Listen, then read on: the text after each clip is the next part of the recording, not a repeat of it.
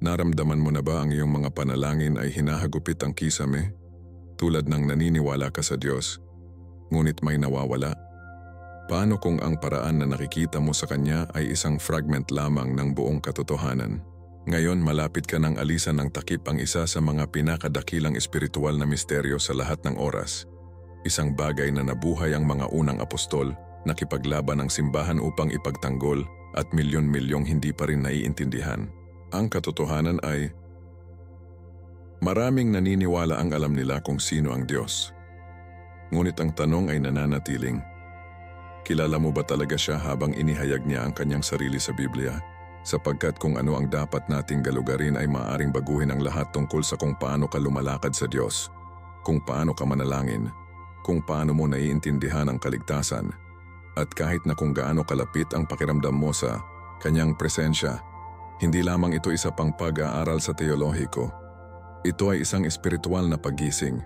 Kita mo, ang doktrina ng Trinidad ay hindi isang konsepto na gawa ng tao o ilang tradisyon ng simbahan. Ito ang napakatibok ng banal na kasulatan. Gayunman maraming mga Kristiyano ang nabubuhay nang walang ganap na pagkakahawak sa Diyos na Ama, Anak at Banal na Espiritu. At dahil doon ang kanilang pananampalataya ay limitado. Mahina ang kanilang mga dalangin. Ang kanilang pag-unawa kay Hesukristo, ang kapangyarihan ng Banal na Espiritu, at ang pag-ibig ng Ama ay nananatiling hindi kumpleto. Ngunit ngayon, nagbabago iyon. Dahil sa video na ito, malalim kaming sumisid sa kung ano talaga ang itinuturo ng Biblia. At sa sandaling makita mo ito, hindi mo na ito mayansi. Malalaman mo kung ano ang itinuturo ni na Genesis, Isaiah, John at Paul na nakatago sa wikang Hebreo, ang istruktura ng mga ebanghelyo at mga patotoo ng mga lumakad kasama si Jesus. Sasagutin namin ang mga mahihirap na katanungan. Babagsak namin ang mga banal na kasulatan. At sa pagtatapos, hindi mo lamang malalaman ang tungkol sa Trinidad. Makakaranas ka ng kagandahan at pagkakaisa ng Diyos sa paraang nagbabago sa iyong buong espiritual na buhay. Hindi ka dito sinasadya. Pinangunahan ka ng Diyos sa sandaling ito, kaya huwag mag-click sa malayo. Dahil ang maririnig mo ay maaring maging malinaw, pinakamalakas na paghahayag kung sino ang Diyos na natanggap mo. Kung naniniwala ka sa kapangyarihan ng Biblia, kung susundin mo si Hesukristo, at kung nais mong lumalim sa iyong relasyon sa Diyos, ito ay para sa iyo. Manatili hanggang sa pinakadulo dahil ilalantad namin kung ano ang miss ng karamihan sa mga tao at kung paano ito magiging susi sa pag-unlock ng iyong susunod na antas ng pananampalataya. Bago tayo magsimula, sabihin sa akin sa mga komento, paano mo naiintindihan ang Trinity? Babasahin ko ang iyong mga sagot at tumugon sa maraming makakaya ko. At huwag kalimutan, mag-subscribe ngayon at i-on ang mga abiso upang hindi ka na makaligtaan ng isang katotohanan na tulad nito. Magsimula na tayo. Mayroong isang katanungan na sumasalamin sa mga corridors ng kasaysayan ng tao. Isang tanong na bulong sa mga panalangin, sumigaw sa pagdurusa at pinag-isipan ng katahimikan. Sino ang Diyos talaga? Hindi lamang ito isang katanungan para sa mga eskolar o teologo. Ito ay isang sigaw mula sa puso ng bawat tao na nadama na nawala, nasira o nangangailangan ng layunin. Kapag ang mga tao ay tumitingin sa langit at tanungin kung bakit o kung paano o kung ano ang susunod, talagang nagtatanong sila tungkol sa likas na katangian ng Diyos. At para sa mga naglalakad sa pamamagitan ng pananampalataya na ginagabayan ng ilaw ng Biblia at ang mga turo ni Hesukristo, ang pag-unawa sa kung sino ang Diyos ay naging pundasyon ng kanilang espiritual na paglalakbay. Ngunit narito ang misteryo. Paano ang Diyos ay maging isa, ngunit ibunyag ang kanyang sarili bilang Ama, Anak at Banal na Espiritu? Yun ay hindi lamang teolohikal na bagay na walang kabuluhan. Ito ang banal na palaisipan na humahawak ng susi sa isang mas malalim na relasyon sa Diyos. Ngayon, kung may magbubukas sa Biblia na naghahanap ng salitang Trinity, hindi nila ito mahahanap. Iyon ay sorpresa ng maraming tao. Ngunit kung ano ang mahahanap nila, na nakascatter tulad ng mga nakatagong hiya sa parehong luma at bagong mga testamento, ay malakas na mga indikasyon ng isang banal na pagiging komplikado. Sa Genesis 1:26, nakikita natin ang isang makalangit na konseho, gawin natin ang tao sa ating imahe. Maghintay, sino ang tayo? Ang sandaling ito lamang ang nag-aanyaya sa amin sa isang bagay na mas malalim. Kung gayon si Isaiah 48:16 ay nagsasalita tungkol sa Panginoong Diyos at ang kanyang Espiritu na nagpapakita sa amin ng isang pakikipag ugnay sa triyun sa mga Hebreong kasulatan. At kung mabilis tayo sa Juan 1:1, nabasa natin, sa simula ay ang salita, at ang salita ay kasama ng Diyos, at ang salita ay Diyos. Si Hesukristo ay nakilala hindi lamang tulad ng isang tao na ipinadala ng Diyos, ngunit bilang Diyos mismo na nakabalot sa laman. Ang mga ito ay hindi mga pagkakasalungatan, sila ay mga paghahayag. Ano ang hindi nakakagulat na konsepto ng isang upstream ng isang maalikabok na monasteryo? Ito ay tungkol sa kung paano pinili ng Diyos na may kaugnayan sa atin. Ang Diyos hindi rin ang bawat isa, Espiritu. Ang ilan dahil sa paggalang natatakot na hawakan ito. Ang iba pa na hinihimok ng pag-usisa at isang gutom para sa katotohanan ay sumisid sa malalim na kasulatan na nagdarasal para sa kalinawan. Ang natuklasan nila ay hindi isang simpleng sagot, ngunit isang relasyon. Isang Diyos na naghahayag ng kanyang sarili hindi sa malamig na mga kahulugan, ngunit sa mainit na pagtatagpo sa pamamagitan ng mga himala ni Jesus, sa pamamagitan ng tahimik na paniniwala ng Espiritu, at sa pamamagitan ng malikhaing kapangyarihan ng Ama. Ipinakita sa atin ng Diyos na ang pag-unawa sa Kanya ay hindi lamang tungkol sa kaalaman, tungkol ito sa pagbabagong anyo. Iyon ang inaanyayahan sa atin ng pananampalataya. Hindi lamang alam ang Diyos sa intelektual, ngunit naglalakad kasama siya araw-araw, ginagabayan ng kanyang salita at hawak ng kanyang biyaya. Kaya bakit mahalaga ito? Sapagkat kung hindi natin naiintindihan kung sino ang Diyos, peligro natin ang hindi pagkakaunawaan ng lahat. Ang ating pagkakakilanlan, ating layunin, ating kaligtasan. Ang doktrina ng Trinidad ay hindi ilang optional na pag-upgrade sa aming sistema ng paniniwala. Ito ang mismong lens kung saan nabubuhay ang Biblia.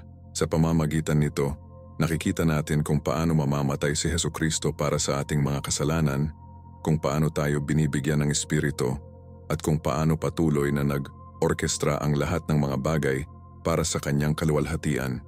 Hindi lamang ito teolohiya, buhay ito. At sa sandaling nakikita natin ang banal na sayaw na ito sa pagitan ng Ama, Anak at Espiritu, hindi tayo pareho.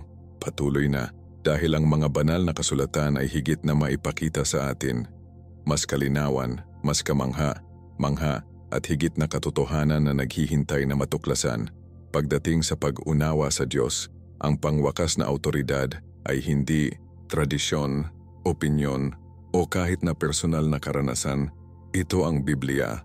Iyon ay kung saan nagsisimula at magtatapos ang aming paglalakbay. At habang ang salitang Trinity ay hindi kailanman lilitaw sa sagradong teksto, kung ano ang lilitaw ay mas malakas.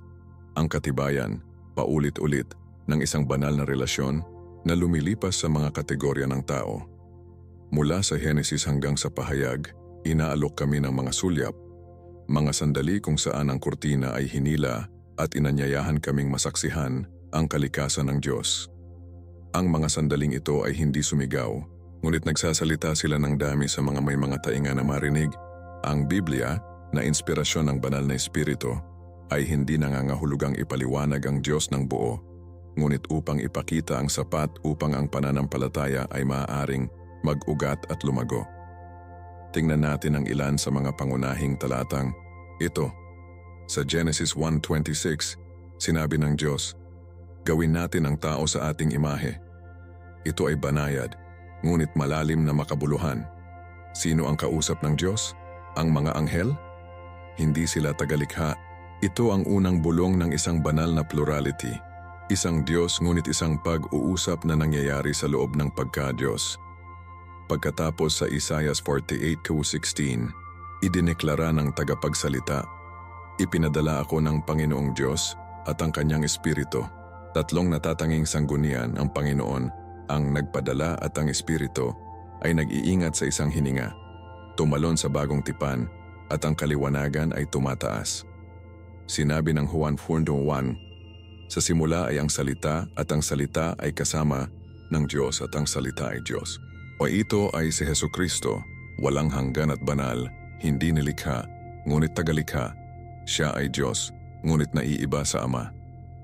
Habang binabasa natin ang mga ebanghelyo, nagpapatuloy ang pattern na ito. Nanalangin si Jesus sa Ama, ngunit pinatawad ang mga kasalanan, isang bagay lamang ang magagawa ng Diyos. Marcos 2:7, inuutos niya ang kalikasan, pinalalaki ang mga patay, at tinatanggap ang pagsamba. Mateo 28:9, na hindi lamang matatanggap ng propeta, samantala, hindi ito tatlong mga Diyos. Ito ay isang Diyos na nagpapatakbo sa tatlong tao, perpektong, nagkakaisa sa kalooban, kakanyahan at misyon. Hindi ito isang bagay upang lubos na malaman, ngunit mapagpakumbabang matanggap na may puso na puno ng pananampalataya at paggalang. Ang Diyos ay nagsiwalat ng sapat upang magbigay ng inspirasyon sa pagkamangha, hindi kailanman i-flatter ang talino. Ang isa sa mga pinaka-nakakahimok na eksena ay ang pagbibinyag ni Jesus. Mateo 3:16-17. Larawan ito. Si Jesus ay nakatayo sa tubig. Ang Espiritu ay bumababa tulad ng isang kalapati. Ang boses ng Ama ay kumulog mula sa langit, "Ito ang aking minamahal na anak." Lahat ng tatlong naroroon, lahat ng tatlong kumikilos. Hindi ito talinghaga o simbolismo, banal na katotohanan ito. At gayunpaman, hindi sila nagkakasalungatan. Ang kanilang pagkakaisa ay ganap na maaaring sabihin ni Jesus, "Sinumang nakakita sa akin ay nakakita ng Ama," 1:9, at nananalangin pa rin sa Ama sa Getsemane, na nagpapakita ng pagkakaiba sa relasyonal. Hindi kami nalito sa Biblia. Inaanyayahan tayo nito sa banal na misteryo. Isang misteryo na hindi purgahan tayo, ngunit upang mapalapit tayo sa puso ng Diyos. Kaya habang binabasa natin ang Biblia, hindi lamang sa ating mga mata, ngunit may bukas na mga puso, nagsisimula kaming makakita ng isang pattern, isang thread ng banal na pagkakaisa na tumatakbo sa bawat kwento, bawat hula, bawat paghahayag. Ang Diyos na Ama ay nag-orkestra. Si Hesukristo ay nagpapatupad. Ang banal na Espiritu ay nagbibigay kapangyarihan. Isang tao, isang layunin, isang Diyos. Hindi iyon mitolohiya. Katotohanan iyon sa Biblia. At kapag yakapin natin ang pananaw na ito, ang mga banal na kasulatan ay nabubuhay sa isang bagong paraan. Tumitigil kami na makita ang mga nakahiwalay na mga kaganapan at sinimulang kilalanin ang banal na sayaw. Ang Ama, Anak at Espiritu na nagtutulungan sa perpektong pagkakaisa. Nagtatakda ito ng pundasyon para sa pag-unawa hindi lamang sa kung sino ang Diyos, ngunit kung paano siya nakikipag-ugnay sa sangkatauhan. At ngayon na nagsalita ang mga banal na kasulatan, hayaang galugarin ang mga argumento na sinubukan na ipagtanggol o buwagin ang sagradong katotohanan na ito. Ang doktrina ng Trinidad ay tumayo sa gitna ng paniniwala ng Kristiyano sa loob ng maraming siglo. Ngunit hindi ito darating ng walang kontrobersya. Ang ilan ay nakikita ito bilang pinakamalalim na katotohanan na inihayag tungkol sa Diyos, habang ang iba ay nagsasabing ito ay isang imbensyon ng tao, isang hindi pagkakaunawaan, o kahit na isang katiwalian ng pananampalataya sa Biblia.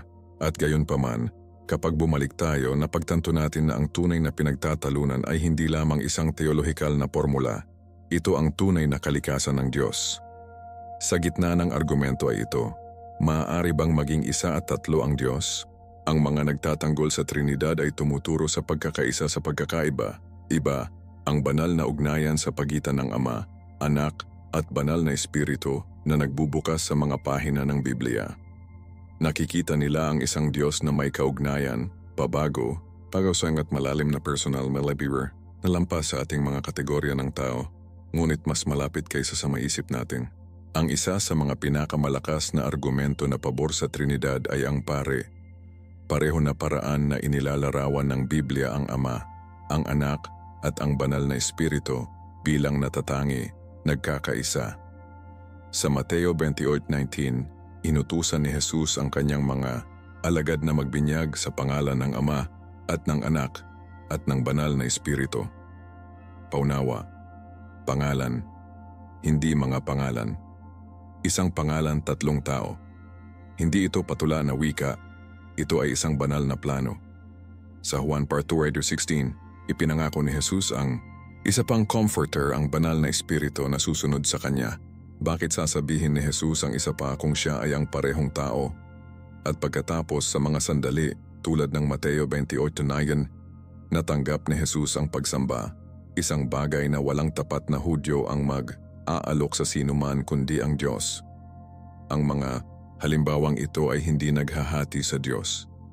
Ibinunyag nila siya ng higit pa.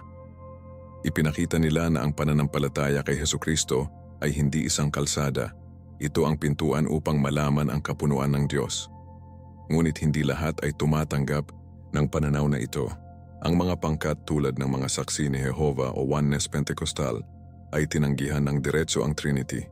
Nagtatalo sila na ang konsepto ay hindi natagpuan ng malinaw sa banal na kasulatan at sa halip ay naiimpluwensyahan ng pilosopong Greek.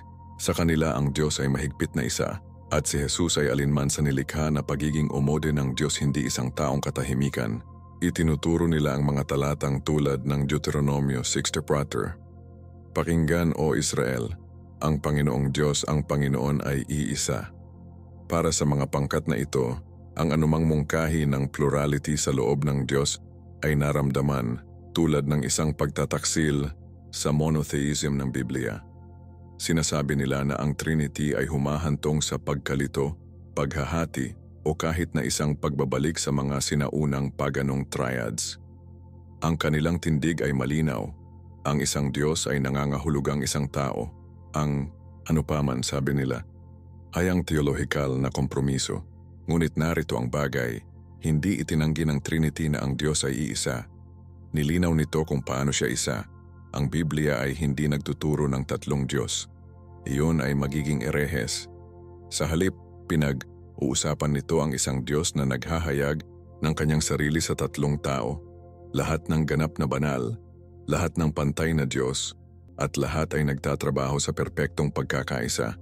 Ito ay tulad ng isang symphony, iba't ibang mga instrumento, isang kanta, iba't ibang mga tinig, isang salita. At ano pa, ang pag-aunawa na ito ay nagpapanatili ng kamahalan ng Ama, ang sakripisyo ni Hesukristo, at ang patuloy na pagkakaroon ng banal na espiritu sa ating buhay ngayon. Ang bawat isa ay gumaganap ng isang natatanging papel, ngunit hindi sila kailanman kumikilos. Hindi ito pagkalito, ito ay koordinasyon ng banal, at nakasulat ito sa buong mga pahina ng banal na kasulatan kung nais nating tumingin. Kaya saan tayo iniwan? Kanan sa sangang, daan ng pananampalataya at paghahayag. Ang mga argumento laban sa Trinidad ay madalas na nagmula sa isang lugar na nais na protektahan ang kabanalan ng Diyos o panindigan ang banal na kasulatan. Ngunit ironically, ang mismong banal na kasulatan na nilalayon nilang ipagtanggol ang mga bulong, nagsasalita, at kung minsan ay sumisigaw ng isang Diyos na higit sa isang dimensional. Isang Diyos na isang Ama na nagsasalita mula sa langit, isang anak na naglalakad sa mundo, at isang espiritu na gumagalaw sa loob ng puso. Hindi iyon pilosopiya, ang Biblia na iyon. At habang sinusunod natin ang thread sa pamamagitan ng kasaysayan, makikita natin kung paano ang mga naunang Kristiyano na nahaharap sa mga erehes at pagkalito ay nagtipon upang ipagtanggol ang alam nilang totoo tungkol sa Diyos na makatipid. Kung nais nating lumakad sa mundo ng unang simbahan, ang mga unang henerasyon ng mga naniniwala na napuno ng banal na espiritu at ugat sa mga turo ni Jesus Christ na nagsimula sa mga salungat na mga katanungan. Sino ba talaga si Jesus? Ang banal na espiritu ba ang kapangyarihan ng Diyos o higit pa? Paano naaangkop ang mga paghahayag na ito sa paniniwala ng Hebreo sa isang Diyos? Ang mga ito ay hindi mga haka na haka. Sila ay kagyat, tunay, at kung minsan ay mga debate sa buhay o kamatayan.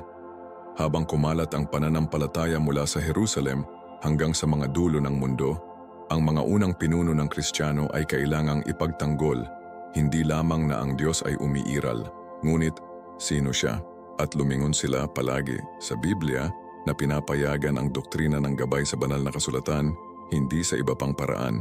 Ang mga pangalan tulad ng Ignatius ng Antioquia, Justin Martyr, at Irenaeus ay maaaring hindi mga pangalan ng sambahayan ngayon, ngunit sa kanilang panahon, sila ay mga espiritual na higante. mga mentor ng pananampalataya na nanindigan laban sa pagkalito at maling pagtuturo. Si Ignatius, pagsulat noong unang bahagi ng ika-8 siglo, ay nagsalita tungkol sa Hesukristo na ating Diyos na nagpapatunay sa kanyang pagka-Diyos at ang kanyang pagkakaisa sa Ama. Nagtalaw si Justin Martyr na ang mga logos ang salita ay naiiba sa Diyos na Ama ngunit ganap na banal. Si Irenaeus na nakaharap sa pagtaas ng mga heresies ng Gnostic ay naglatag ng magandang istruktura ng kaligtasan. Ipinapadala ng Ama ang Anak ay nakumpleto ang pagtubos at inilalapat ito ng banal na espiritu sa mananampalataya. Hindi ito pagbabago, ito ay paglilinaw. Pinoprotektahan nila ang Ebanghelyo. Tinitiyak na ang mensahe ni Hesukristo ay nakahanay ng perpekto sa Diyos na ipinahayag sa Biblia. Ngunit hindi lahat ay sumang-ayon. Habang lumalaki ang Kristyanismo, ganun din ang pagkalito. Halimbawa, itinuro ng mga modalista na ang Diyos ay isang tao na sadyang lumilitaw sa tatlong magkakaibang anyo. Tulad ng isang aktor na naglalaro ng iba't ibang mga tungkulin. Mukhang maayos ito, ngunit hindi ito tumutugma sa testigo sa Biblia. Kung si Jesus ay isang mode lamang ng Ama, kung sino ang ipinagdarasal niya sa hardin, kanyang sarili. Pagkatapos ay dumating si Arius, isang guro ng charismatic na iginiit na si Jesus ay hindi walang hanggan. Ayon sa kanya, may oras na wala ang anak na lalaki. Ang ideyang ito ay sumabog sa buong imperyo ng Roma, naghahati sa mga simbahan at nagbabanta na muling tukuyin ang pananampalataya. Ngunit may isang malakas na nangyari. Ang simbahan ay hindi umatras. Tumugon ito ng may pagkakaisa na ginagabayan ng Espiritu at nakabase sa salita ng Diyos. Ang konseho ng Nikea noong 325 ay isang punto ng pag-on sa pangunguna ng mga obispo mula sa buong kilalang mundo. Hindi nila inimbento ang Trinity. Kinumpirma nila ito. Ipinahayag nila na si Hesukristo ay ng parehong kakanyahan, homoousios, bilang Ama. Hindi katulad, hindi subordinate, ngunit pantay. At mga dekada mamaya, ang konseho ng Constantinople noong 381 ay ginawa rin para sa banal na espiritu na ipinahayag na siya ay sinasamba at niluwalhati kasama ang Ama at Anak. Ang mga ito ay hindi gumagalaw sa politika. Sila ay mga espiritual na labanan para sa katotohanan. Ang mga pinuno ay hindi lamang nais ng pagkakaisa. Nais nila ang integridad ng Biblia. Alam nila na kung hindi nila naiintindihan si Jesus, hindi nila naiintindihan ang kaligtasan. Kung nabawasan nila ang espiritu, mawawalan sila ng kapangyarihan ng pananampalataya. Hindi sila nakipaglaban para sa tradisyon, ngunit para sa katotohanan na nakabase sa banal na kasulatan. Kaya't kapag pinag-uusapan natin ang Trinidad ngayon, hindi namin binabanggit ang doktrinang gawa ng tao. Nakatayo kami sa balikat ng mga tapat na kalalakihan at kababaihan na nag-aral ng Biblia, sumunod kay Hesukristo, at tumanggi na hayaan ang pagkakamali na tukuyin ang kanilang Diyos. Tiniis nila ang pag-uusig, pagpapatapon, kahit na kamatayan, hindi para sa isang konsepto ngunit para sa isang tagapagligtas. At ang kanilang katapangan ay naghanda ng daan para sa mga henerasyon ng mga mananampalataya na yakapin ang isang pananampalataya na kapwa may intelektual na tunog at buhay sa espiritual.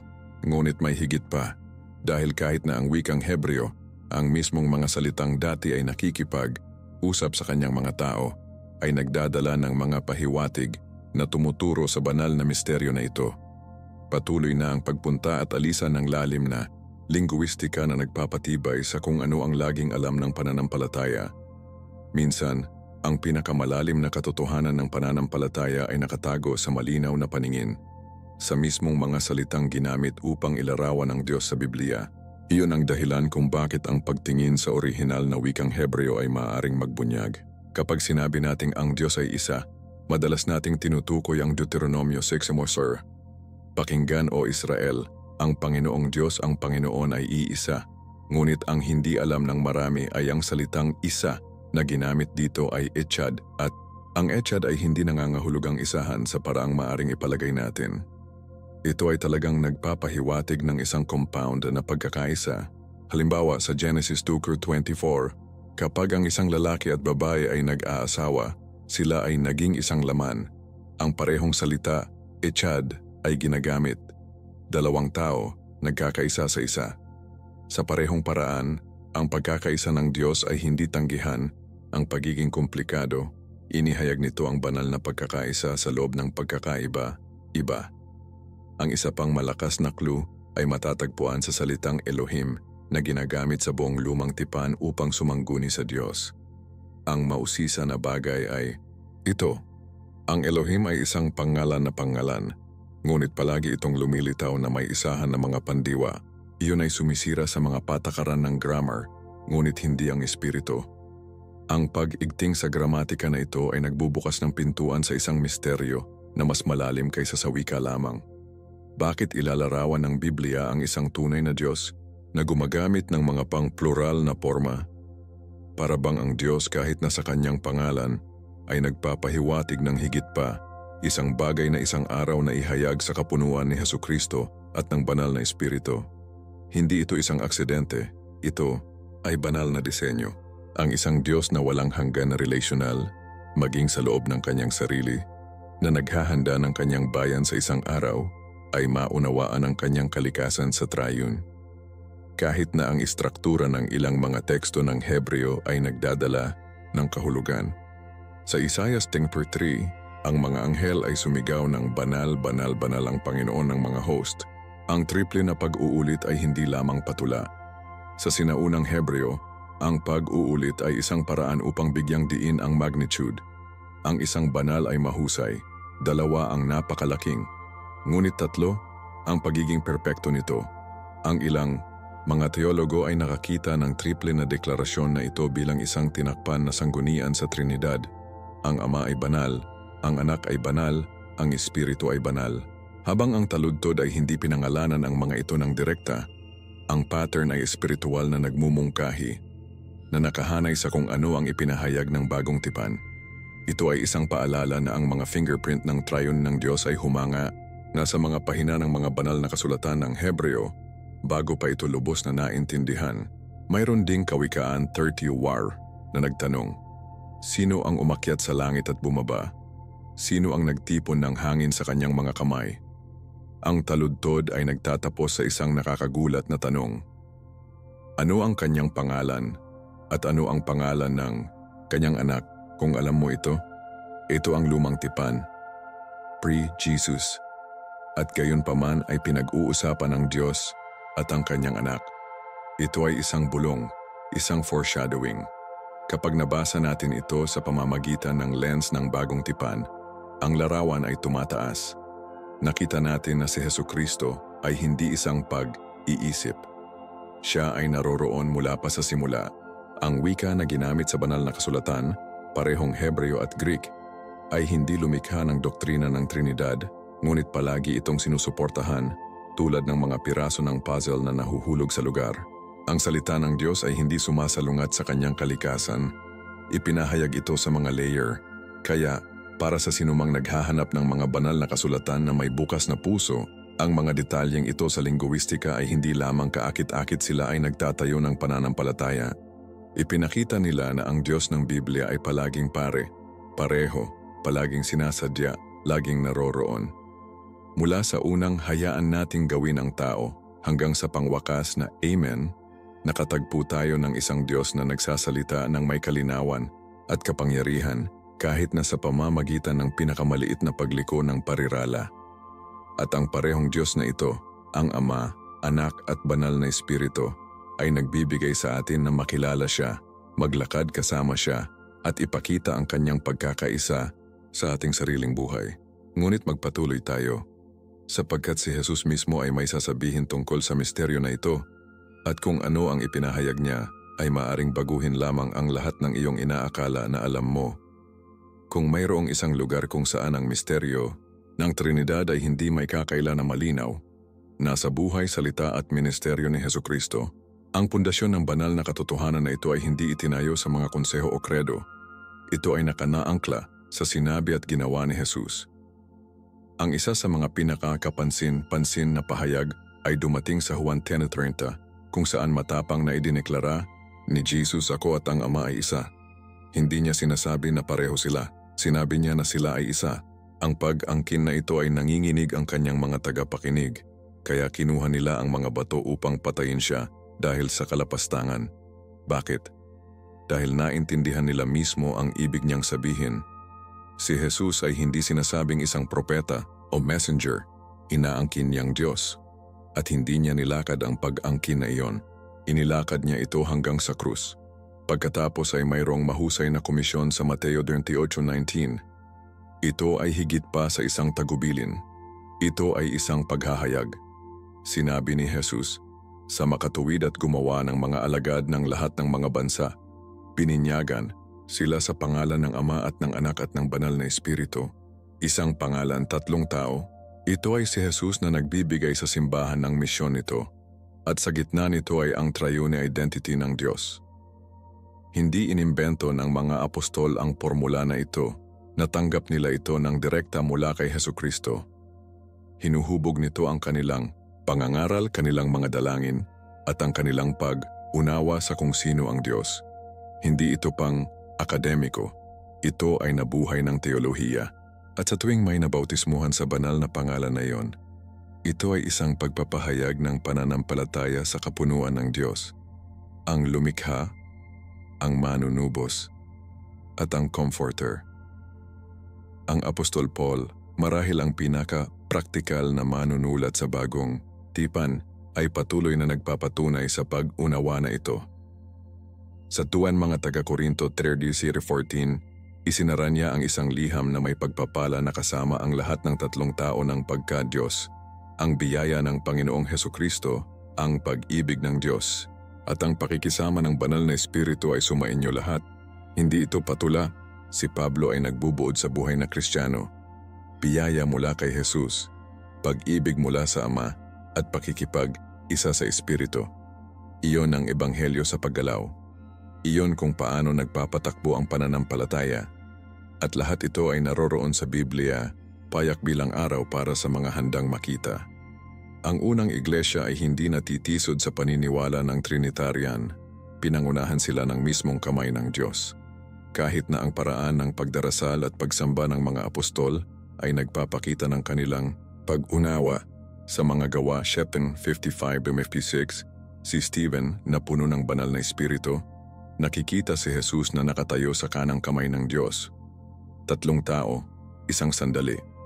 Si Pedro, noong 1 Pedro 1:2, ay nagsasalita ng mga mananampalataya na pinili ng Diyos na Ama na binalaan ng Espiritu at binubugbog ng dugo ni Hesukristo. Hindi ito nakalilito sa kanila. Ito ay nakakagulat. Inihayag nito ang isang Diyos na hindi lamang sa itaas nila, ngunit kasama nila at sa loob nila. Ang Diyos ng Triune ay hindi isang palaisipan upang malutas. Ito ay isang presensya upang maranasan, at naranasan nila siya sa tunay, makapangyarihang mga paraan, sa pamamagitan ng mga himala, katapangan, pagkakaisa, at ang nagbabago na kapangyarihan ng pag-ibig. Kaya, kapag sinabi ng isang tao na ang Trinidad ay wala sa Biblia, hindi tayo dapat tumugon hindi sa argumento, ngunit may katotohanan. Totoo ang ugat sa banal na kasulatan at nakumpirma ng buhay ni Jesus at ng kanyang mga apostol. Hindi ito tungkol sa mga label. Ito ay tungkol sa pagkilala sa Diyos na nagliligtas, ang Diyos na nagsasalita, at ang Diyos na naninirahan. Ang Ama na nagpadala, ang Anak na dumating, at ang Espiritu na nagbibigay kapangyarihan. At ngayon, na inilatag ang pundasyong ito, dapat nating tugunan ang mga mahirap na katanungan, ang mga matagal na pag-aalinlangan, na marami pa rin ang humahawak. Hayaan ang mga pagtatanong na iyon, at magdala ng ilaw sa mga tanong na hamon ng banal na misteryo na ito. May ilang sandali sa bawat paglalakbay sa pananampalataya kapag lumitaw ang mga katanungan, lalo na kung nahaharap sa mga doktrina na malalim na ang Trinidad. Ang mga nagpupumilit sa konsepto ay hindi mga kaaway ng katotohanan. Madalas silang naghahanap, malalim na nakatuon sa pag-unawa sa Diyos sa pamamagitan ng lens ng banal na kasulatan. Kaya sa halip na isara ang pintuan sa kanilang mga pag-aalinlangan, buksan natin ito. Sumandal tayo sa mga tanong na pinalaki at suriin sila ng mga hindi taga-tagapagtuturo, ngunit may kalinawan at biyaya. Ang isa sa mga unang katanungan ay, Paano maiintindihan ang binyag ni Jesus kung ang Diyos ay hindi triyon? Sa Mateo 3:16-17, nakikita natin si Jesus sa tubig, ang espiritu na bumababa tulad ng isang kalapati, at ang tinig ng Ama mula sa langit. Tatlong natatanging pagkilos, tatlong natatanging tao, isang banal na sandali. Hindi ito ilusyon o talinghaga, ito ay isang matingkad na larawan ng triyon kalikasan ng Diyos sa trabaho. Ang isa pang makapangyarihang tanong na tinatanong nila ay nakaugat sa Juan 1:1. Sa simula ay ang salita, at ang salita ay kasama ng Diyos, at ang salita ay Diyos. Paano ang salita ay kapwa sa Diyos at maging Diyos ng sabay? Hindi iyon pagkakasalungatan. Ito ay isang paghahayag. Ang salita, Hesukristo, ay naiiba sa tao mula sa Ama, ngunit ganap na nagbabahagi ng kanyang banal na kakanyahan. Ang misteryo na ito ay wala doon upang malito tayo. Naroon upang mapagpakumbaba tayo at mas malalim tayo sa kamahalan ng pananampalataya. Ang Diyos sa kanyang walang katapusang karunungan ay nagpapakita lamang ng sapat para sa atin na magtiwala sa Kanya. At sa pamamagitan ng Biblia, binibigyan niya tayo ng wika na kailangan nating ilarawan ang mga banal na katotohanan na lampas sa luhika ng tao. Hindi iyon kahinaan sa banal na kasulatan, kapangyarihan ito. Pagkatapos ay darating ang tanong ng panalangin. Kung si Jesus ay Diyos, bakit siya nagdarasal sa Ama? Ito ay isang magandang pagtatanong at ang sagot ay humahantong sa atin sa puso ng Ebanghelyo. Kapag nanalangin si Jesus, hindi siya nagpapanggap. Siya ay ganap na Diyos at ganap na tao. Bilang anak nakikipag-usap siya sa Ama sa perpektong pagsunod at relasyon. Ang kanyang mga dalangin, tulad ng sa Juan 17, ay naghahangad ng kanyang pagmusibig mo pagsumiti at pagkakaisa sa Ama. Hindi ito tungkol sa paghihiwalay. Ito ay tungkol sa banal na relasyon. Si Jesus ay modelo kung ano ang hitsura ng perpektong anak na lalaki na nag-aanyaya sa atin sa parehong uri ng pagiging malapit sa Diyos. Ang kanyang mga dalangin ay hindi mga palatandaan ng kahinaan, sila ay mga pagpapahayag ng lapit. At sa pamamagitan ng kanyang halimbawa, natututo tayo kung paano lumapit sa Diyos ng may katapangan, paggalang, at pananampalataya. Ang isa pang tanong ay lumitaw sa Kumasor mga taga-Korinto 2:4-6, kung saan nakikilala si Pablo sa pagitan ng Espiritu ang Panginoon, Jesus, at Diyos. Kung pareho sila ng tao, bakit ang pagkakaiba? Muli, hindi ito isang glitch. Ito ay isang sulyap sa banal na kalikasan. Naunawaan ni Pablo sa pamamagitan ng banal na paghahayag na ang mga regalo ng Espiritu ay nagmula sa Diyos Ama, ay ipinahayag sa pamamagitan ni Hesukristo at isinaaktibo ng banal na Espiritu. Hindi ito pagkakasalungatan, koordinasyon ito. Ito ang kapunuan ng Diyos na nagpapakita ng natatangi ngunit sa perpektong pagkakaisa. Kapag tinanggihan natin ang Trinidad, pinanganib natin ang flattening ng kayamanan kung sino ang Diyos at kung paano siya gumagalaw. Ang Biblia ay hindi nagpapakita ng isang simpleng Diyos. Nagtatanghal ito ng isang perpekto. Isang Diyos na isa sa kakanyahan, tatlo sa tao at buong namuhunan sa ating pagtubos. Kaya sa halip na tanggalin ang mga katanungang ito, dapat nating anyayahan sila dahil sa pamamagitan ng pakikipagbuno sa banal na kasulatan na ang ating pananampalataya ay naging totoo.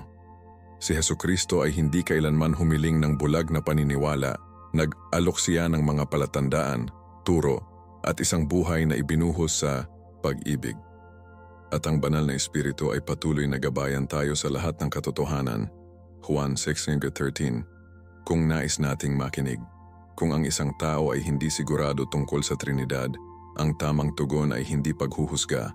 Ito ay banal na kasulatan, paliwanag ng pasyente, at higit sa lahat panalangin na ibubunyag ng Espiritu kung ano lamang ang maipakikilala niya. Ngayon na nahaharap natin ang mga katanungan, maglaan ng ilang sandali upang mapagsama ito, upang makita kung paano naaangkop ang mga piraso sa isang maluwalhating larawan kung sino ang tunay na Diyos. Kaya narito tayo sa pagtatapos ng isang espiritual na paglalakbay na nagsimula sa isang solong tanong, sino ang Diyos talaga? At sa buong paggalugad na ito, paulit-ulit na lumitaw ang isang katotohanan.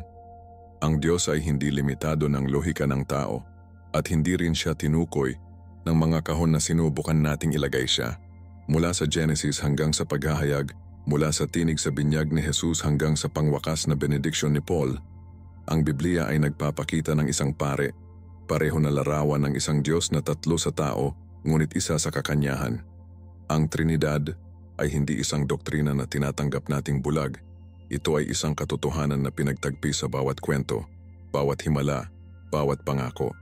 Ito ay sa paraang nilikha ng Ama, ang Anak ay nagtutulak, at ang Banal na Espiritu ay nagbibigay ng kapangyarihan.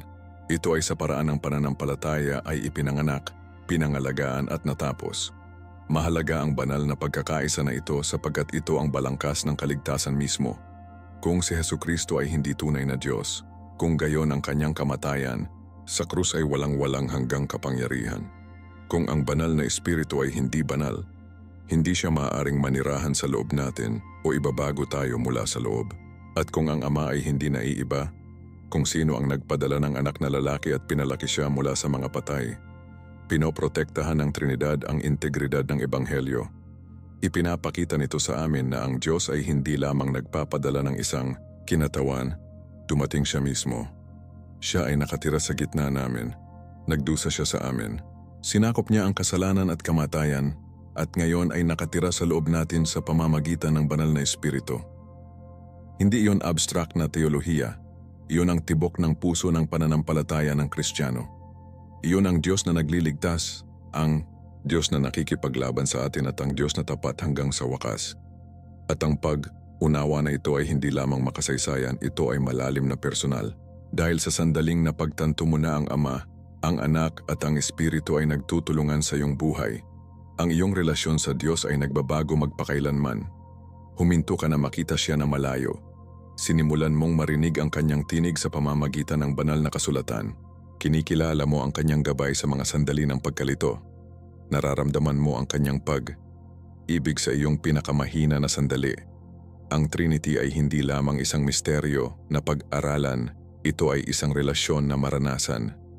Isang Diyos na umaabot sa iyo sa tatlong malakas, mapagmahal na paraan.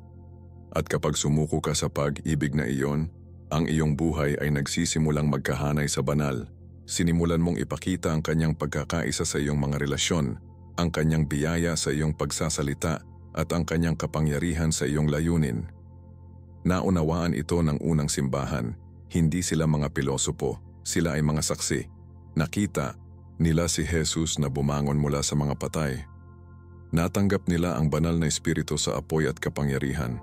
At nanalangin sila sa Ama na may mga puso na puno ng pananampalataya. Para sa kanila, ang Trinity ay hindi isang ideya, ito ay isang buhay na katotohanan. At ang parehong katotohanan ay magagamit sa iyo ngayon sa pamamagitan ng pagdarasal, sa pamamagitan ng salita, at sa pamamagitan ng walang katuturang presensya ng Diyos. Maaari kang maglakad sa pakikipag-ugnay sa Ama, Anak at Espiritu. Maaari kang makatanggap ng karunungan mula sa itaas, lakas, para sa paglalakbay at kapayapaan na higit sa pag-unawa. Hindi lang teolohiya iyon, ang pagbabagong iyon ang nais ng Diyos para sa iyo. Kaya sa susunod na magtanong ang isang tao, talagang Biblia ba ang Trinidad? Huwag lamang ituro ang mga ito sa mga taludtod. Tinutukoy nila ang Diyos na naghahayag pa rin ng kanyang sarili, nagtatrabaho pa rin, nagmamahal pa rin. Anyayahan silang makita kung ano ang ipinahayag ng banal na kasulatan, kung ano ang ipinangaral ng mga apostol, at kung ano ang ipinahayag mismo ni Jesus. Ang Trinity ay hindi isang problema na malulutas. Ito ay isang tao na kilala, Ama, Anak at Banal na Espiritu. At mas kilala natin siya, mas naging tayo na nilikha tayo. Ngunit hindi pa tayo nagawa dahil ngayon oras na upang kunin ang puso ng manonood mula pa sa simula. Gumawa tayo ng isang pagpapakilala na kumukuha ng kaluluwa at pinipilit silang manatili hanggang sa pangwakas na segundo. Ngayon na nakita mo ang buong larawan, ano ang pinaniniwalaan mo tungkol sa Trinity? Mayroon bang isang bagay sa mensahe ngayon na nagbago sa iyong pag-unawa sa Diyos? O baka nakumpirma nito ang isang bagay na lagi mong naramdaman sa iyong espiritu? Gusto kong marinig mula sa iyo, masigasig. I-drop ang isang puna sa ibaba at ibahagi ang iyong mga saloobin, ang iyong mga pagdududa, o kahit na ang iyong patotoo. Ang channel na ito ay isang pamilya ng pananampalataya at mahalaga ang iyong boses. Kung nakatulong ang turo na ito na lumapit ka sa Diyos, huwag umalis ng walang subscribe at on sa mga abiso. Ito ang pinakamahusay na paraan upang matiyak na hindi mo makaligtaan ang uri ng nilalaman na nagpapakain sa iyong espiritu at pinago ang iyong isip. At kung may alam kang isang taong nahihirapan na maunawaan ang kanilang pananampalataya o kailangang marinig ang katotohanan tungkol sa kung sino talaga si Hesukristo, ay nagbabayad ng video na ito sa kanila ngayon. Maging ilaw sa buhay ng isang tao ngayon. At hey, kung handa ka ng lumalim, ang susunod na video na nag-pop up sa iyong screen ay sasabog ang iyong isip. Ito ay nag-unpack ng isa pang misteryo na ang karamihan sa mga naniniwala ay hindi pa itinuro. Ngunit talagang kailangang malaman. Marco ako at makikita kita doon. Pagpalain ka ng Diyos.